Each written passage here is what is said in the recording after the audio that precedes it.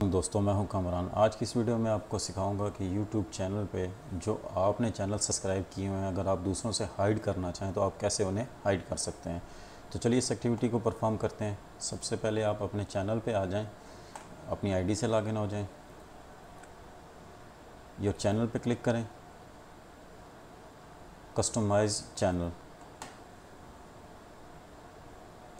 यहाँ से आप चैनल पे क्लिक करें।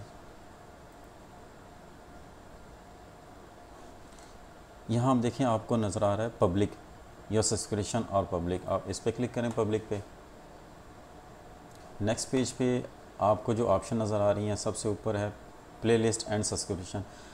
अगर आप चाहते हैं कि जो आपकी लाइक की हुई वीडियोज़ हैं वो आपकी प्लेलिस्ट में नज़र ना आएँ, तो आप यहाँ से आप इसको अनेबल कर सकते हैं। तो आपकी लाइक की हुई वीडियोज़ आपकी प्लेलिस्ट पे अपीयर नहीं होंगी, दूसरों को नज़र नहीं आएंगी।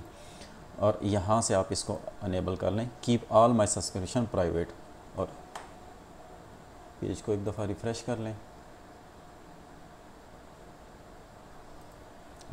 सेटिंग करने के बाद आप अपने चैनल को साइन आउट कर दें, अपने चैनल को।